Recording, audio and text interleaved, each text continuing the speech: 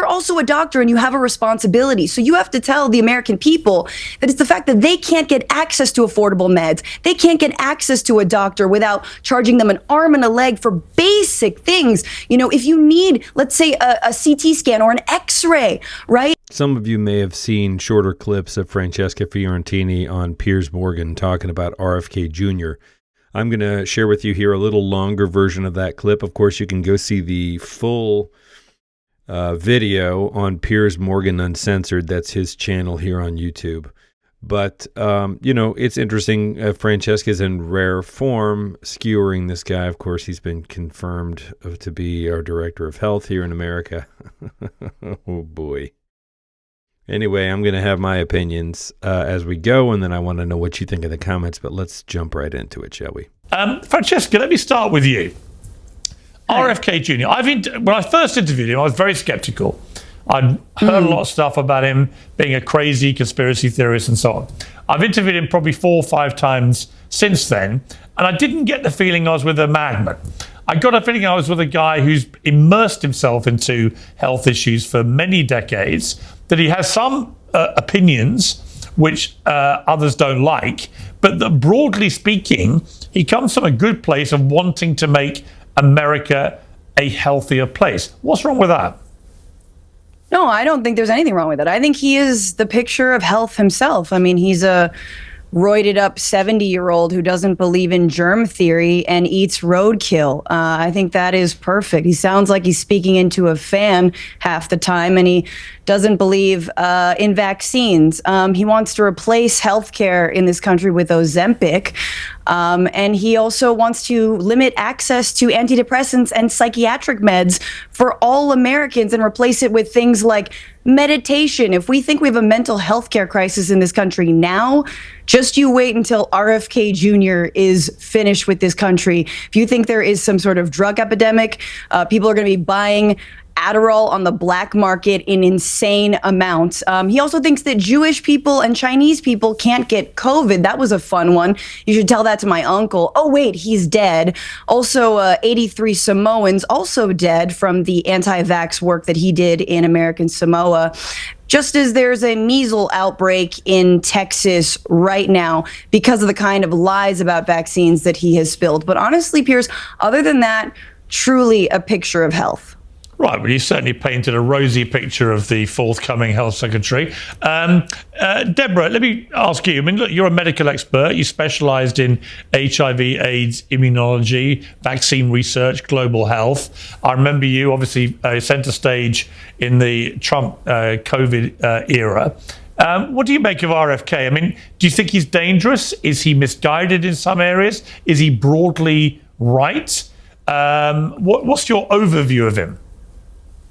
Well, you know, we're finally having the discussions that we needed to have, frank discussions about the health of this country. I got to travel the country for many months during COVID, working at the state level and the community level. And what I witnessed was a lot of undiagnosed disease that could have been treated early, that then resulted in COVID deaths.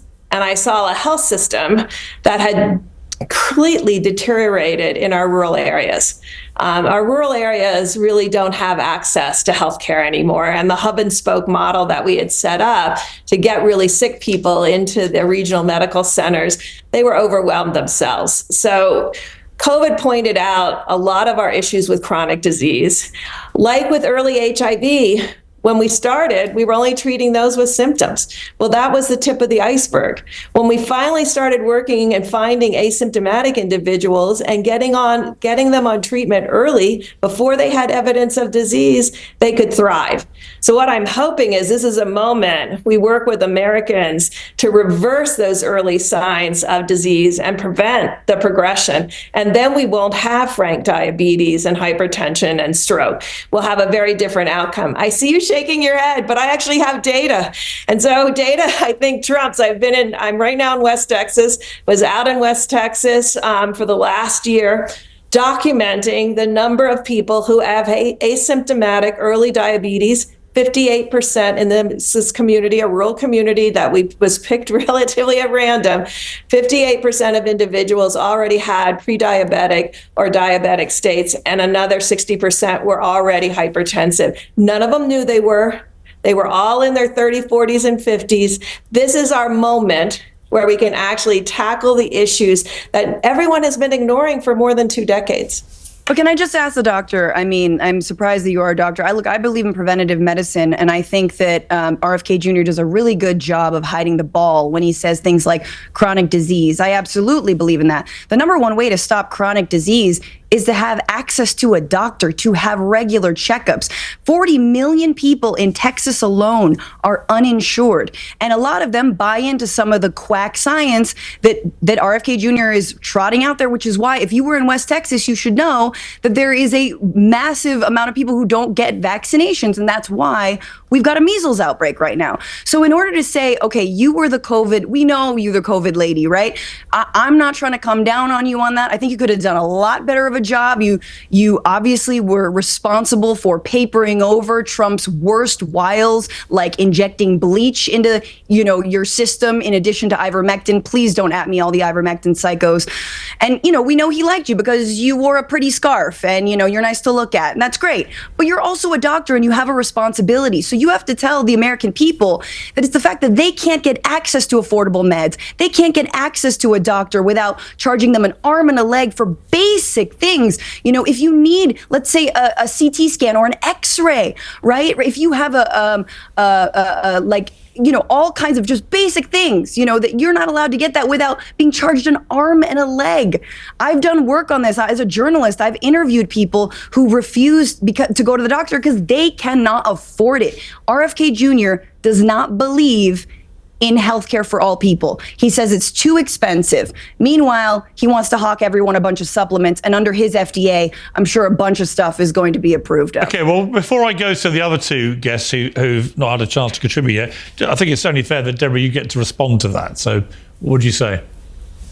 No, it's always disappointing to me when you have to degrade somebody to actually have a clear discussion.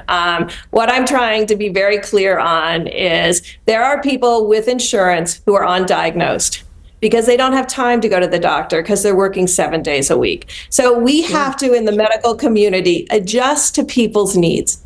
We can't do this one size fits all, that urban areas have access and a lot of rural areas do not have access. Yes, sure, insurance was an issue for a group of people and still remains an issue for some, but it doesn't answer all of our questions. And so just picking your specific argument and not recognizing that America is a very diverse country with a diverse set of needs. And what I'm telling you, How will RFK Jr. make it better? RFK is already making it better by having a frank discussion about healthcare needs in this country and the level of chronic disease and the fact that our food has all of these additives, which we know now. I mean, I'm sure you support the fact that the gut microbiome is critically important. And we've been abusing our gut microbiome for decades with these food additives. And now we know that our gut microbiome, which none of us in the 1980s when we were trained really paid attention to, he's waking people up to that issue of food, gut microbiome, well, let's talk about food. I mean, really okay, well, hang on. Let me bring in, we've got two other guests. Let me bring in Brian Johnson. Brian, great to see you again on our sense. We had a fascinating interview a year ago or so. This is all in your wheelhouse because you've gone on an extraordinary personal journey about health. First of all, what is your assessment of the state of America's health right now?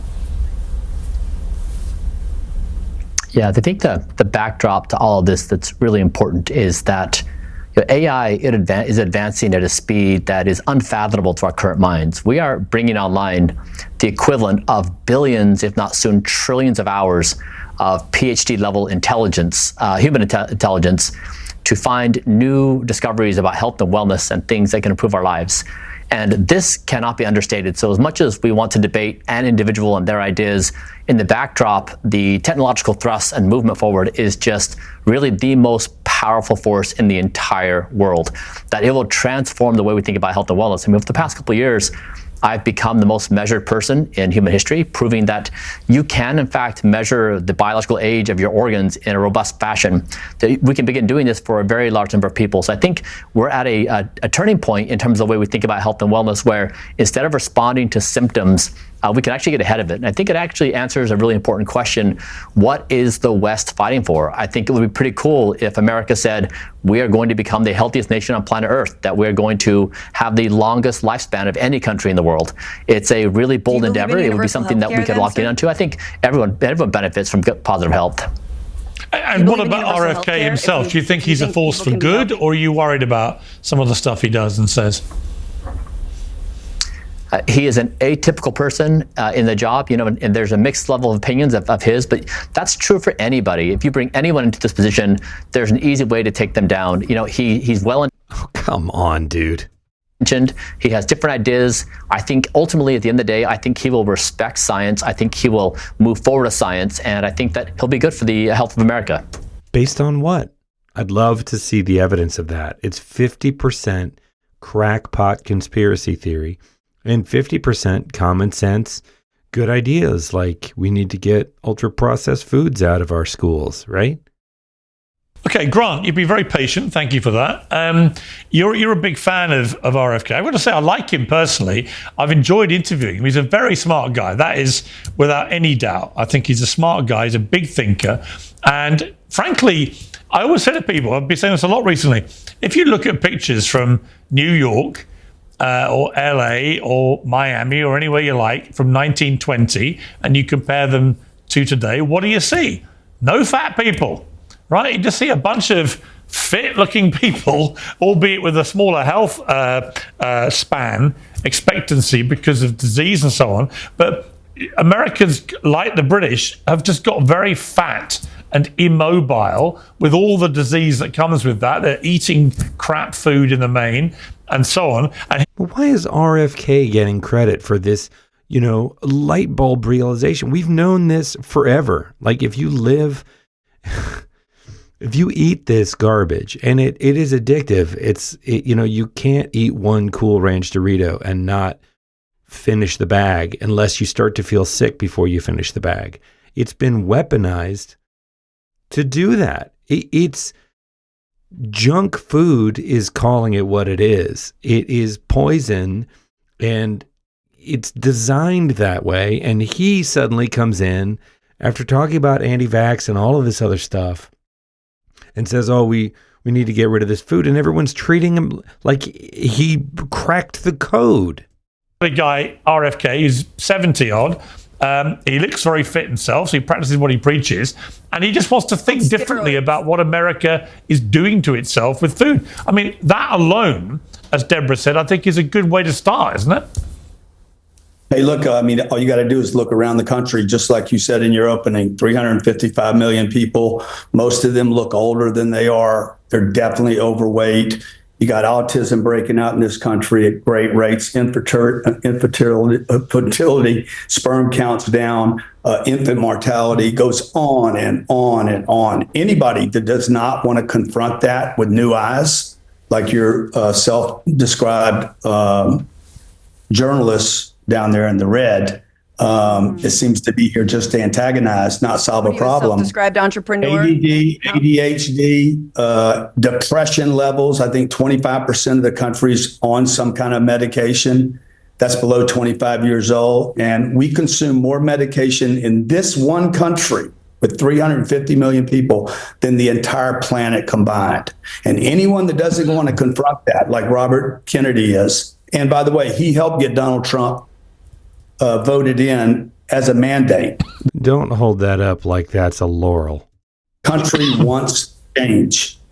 And the country wants change, but the country doesn't necessarily want incompetence at the wheel, right? The problem is that these guys promise great change. They're utterly incompetent. Donald Trump is a criminal, a con man, and he's incompetent on top of all that. On top of all that. Right? The moral bankruptcy disqualifies him outright, but he's like a cartoon buffoon. He's utterly incompetent. RFK Jr., let's just say that we look aside from the crackpot stuff and the openly destructive anti-science stuff that he says with a straight face, depending on who he's talking to. That's hugely disqualifying in and of itself. Let's set that aside for a minute and just say that he was a rational guy, who's looking things dead in the eye. He has never run an organization anywhere near this size. He is unqualified in so many different ways for this position. He has no medical degree, right? Just because he goes on podcasts, you can say he's intelligent. You can say he's fit at 70. You can say he's a Kennedy. None of those things are qualifications. And then I'll come right back around to the fact that he spouts vaccines are proven to have saved millions of lives. It's good science. And to throw question onto that, it's just, everybody here is sane washing this. Like, what we need, everybody who is against RFK Jr. thinks that this is all hokum. Come on. Is willing to confront the status quo. I also think with him, Francesca. I can't listen to this anymore. Let me know what you think in the comments.